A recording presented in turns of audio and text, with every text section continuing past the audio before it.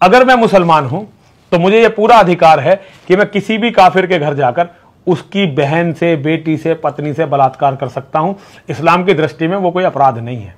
औरत का बलात्कार करता है, ज़िना बिल जब्र करता है, उसके लिए सजाए मौत। इस्लाम की शरीयत ये कहती है अगर कोई शख्स किसी औरत का बलात्कार करता है उसके लिए है सजाए मौत। गैर मुसलमान कहेंगे सजाए मौत 21वीं सदी में। कितना बेदर्द मजहब है इस्लाम, कितना बेरहम मजहब है इस्लाम। लेकिन जब मैं सवाल गैर मुसलमानों से पूछता हूं और हजारों गैर मुसलमानों से पूछा हूं कि मिसाल के तौर पे अगर अल्लाह ना करे, खुदा ना करे, कोई आपकी माँ का बलात्कार करता है और वो बलात्कार करने वाले को मैं आपके सामने ले आता हूं और आपको जज बनाता हूं, आप क्या सजा देंगे उसे? 100% गैर मुसलमानों ने कहा कि मैं उसे सजाए मौत दूंगा। कुछ गैर मुसलमानों ने कहा मैं उसे तड़पा तड़पा के मारूंगा। तो कौन आपकी वालदा का बलात्कार करता है, ज़िना बिल जब्र करता है, आप कहते हैं कि सजाए मौत। किसी और के वालदा का बलात्कार कोई करता है, आप कहते हैं सजाए मौत। गलत है। वाई दी डबल स्टैंडर्ड्स? दो तरफा क्यों? और यूएसए हम समझते हैं कि सबसे तालीम याफ्ता मुल्क है, तरक्की याफ्ता मुल्क है। आप शायद ये नहीं जानते कि इस मुल्क यूएसए में सबसे ज़्यादा बलात्कार होते हैं। अगर आप फहरिस्त देखेंगे वो ममालिक की जिसमें सबसे ज़्यादा बलात्कार, ज़िना बिल जब्र होता है, ऊंचे नंबर पे आता है यूएसए। 1991 स्टैटिस्टिक्स एफबीआई के रिपोर्ट के मुताबिक 1990 में हर साल, उस पूरे साल में एवरेज हर रोज 1756 बलात्कार हुए यूएसए में। 1990 में एफबीआई स्टैटिस्टिक्स के मुताबिक हर रोज यूएसए में 1756 बलात्कार हुए। 1996 स्टैटिस्टिक्स के मुताबिक, यूएस डिपार्टमेंट ऑफ जस्टिस के मुताबिक, हर रोज 1996 में 2713 बलात्कार हुए, ज़िना बिल जब्र हुए। 1990 में 1756, 1996 में 2713। हो सकता है 6 साल में अमेरिकन और निडर हो गए, इसलिए तादाद बढ़ गई। 1996 स्टैटिस्टिक्स के मुताबिक हर 32 सेकंड में एक बलात्कार हुआ यूएसए में, हर 32 सेकंड्स। हम यहाँ तकरीबन 2 से 3 घंटे है इधर। इस 2 घंटे में 200 से ज्यादा बलात्कार यूएसए में हो चुके होंगे।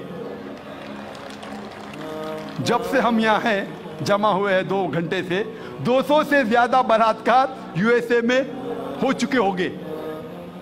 मैं आपसे पूछना चाहता हूं, अगर हम इस्लामिक शरीयत, इस्लामिक कानून यूएसए में लागू करते हैं, कोई भी आदमी कोई औरत को देखता है और गलत ख्यालात आते हैं, उसे नजर नीचे करनी चाहिए। उसके बाद औरतें इस्लामिक लिबास पहने, सारा बदन ढका हुआ होना चाहिए, सिर्फ चेहरा और हाथ कलाई तक दिख सकता है। इसके बाद अगर कोई आदमी औरत का बलात्कार करता है, ज़िना बिल जब्र करता है, उसके लिए सजाए मौत। मैं ये पूछना चाहता हूं कि बलात्कार की तादाद जैसे में बढ़ेंगी, वहीं के वही रहेंगी या घटेंगी? घटेंगी। It's a practical law. आप जहां भी इस्लामी कानून लागू करेंगे, इस्लामिक शरीयत लागू करेंगे, चाहे वो यूएसए में हो, कनाडा में हो, यूके में हो, हिंदुस्तान में हो, सऊदी अरेबिया में हो, सिंगापुर में हो, जहां भी आप लागू करेंगे, फौरन आपको रिजल्ट्स मिलेगा, फौरन उस देश में रहमत हो जाएगी। और चंद साल पहले जब एल.के. अडवाणी इस मुल्क के होम मिनिस्टर थे, उन्होंने कहा था कि बलात्कार करने वालों को इस देश में सजाए मौत होना चाहिए, उन्होंने कहा था। और मैं इसके लिए उनको मुबारकबाद देता हूं। बाकी बातें एल.के. आडवाणी की मैं नहीं मानूं, लेकिन ये बात को जरूर मानता हूं कि उस टाइम जब वो होम मिनिस्टर थे, उन्होंने कहा था कि हिंदुस्तान में भी जो भी इंसान, जो भी शख्स कोई औरत का बलात्कार करता है उसको मिलना चाहिए सजाए मौत। हो सकता है कि अगले होम मिनिस्टर ये कहेगा कि औरतें इस्लामिक लिबास में होना चाहिए, इंशाअल्लाह हो सकता है। जो सही है हमें उसे मानना चाहिए। आज की मीडिया कहती है कि इस्लाम औरतों को जलील करता है, औरतों की हुकूक नहीं है इस मजहब इस्लाम में। जब हम वेस्टर्न मीडिया देखते हैं हमें पता लगता है the western talk of women's liberalization, the western talk of women's liberalization is nothing but a disguised form of exploitation of a body, deprivation of honour and degradation of a soul. ये मगरिबी नारा आजादी निस्वा का हकीकत में औरत को जलील करता है, उसकी इज्जत को लूटता है, आबरू को लूटता है। The Western society claiming to uplift the woman has actually degraded her to a status of concubines, mistresses and society butterflies which are hidden behind the colorful screen of art and culture. ये मगरबी तहजीब जब कहती है कि हम औरतों के दर्जे को बुलंद करते हैं, हकीकत में वो औरतों को तवाइफ बनाते हैं, रखेल बनाते हैं, बाजार की जीनत बनाते हैं, आर्ट और कल्चर के रंगीन पर्दे के पीछे। आर्ट और कल्चर के नाम पे वो कहते हैं कि हम औरतों को आज़ादी दे रहे, हकीकत में वो उन्हें जलील करते हैं। और हम देखते हैं वुमेन्स लिबरलाइजेशन के नाम पे ये वेस्टर्नर्स क्या कर रहे हैं। आप देखेंगे अक्सर एडवर्टीजमेंट में आपको औरतें मिलेंगी। जो चीज औरतें इस्तेमाल नहीं करती उसमें भी औरतें मौजूद है। मिसाल के तौर पे आप अगर मोटरसाइकिल की ऐड देखेंगे, कितने खवातीन, कितने औरतें दुनिया में मोटरसाइकिल चलाती है, कितने, फिर भी मोटरसाइकिल की ऐड में आप औरतों को देखेंगे। एक बहुत फेमस ऐड थी, मुझे किसने कहा था, BMW मोटर गाड़ी की। ये गाड़ी है BMW, जो नौजवानों में बहुत फेमस है, बहुत मशहूर है।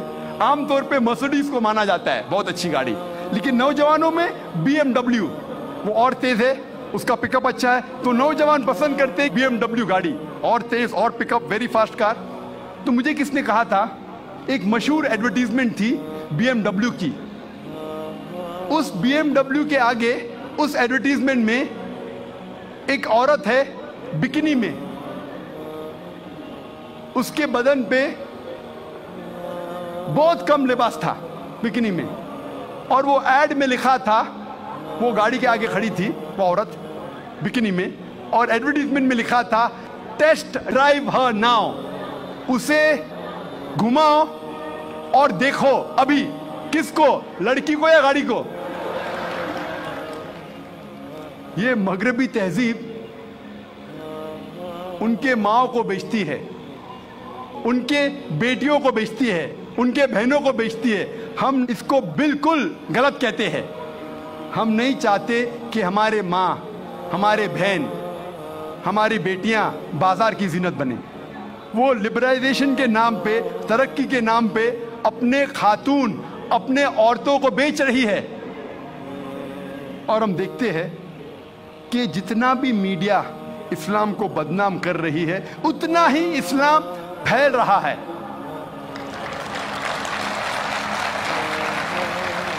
आज सबसे ज्यादा फैलने वाला मजहब सारी दुनिया में नंबर 1 इस्लाम। यूएसए में सबसे ज्यादा फैलने वाला मजहब इस्लाम, यूरोप में सबसे ज्यादा फैलने वाला मजहब इस्लाम। और जो लोग, जो गैर मुसलमान इस्लाम कबूल करते हैं, उनमें से 2/3 हिस्सा औरतें हैं। 2/3 ऑफ देम आर वुमेन। अगर इस्लाम औरतों को जलील करता है तो औरतें इस्लाम कबूल क्यों करते? ये अमेरिकन औरतें इस्लाम को क्यों कबूल कर रही है?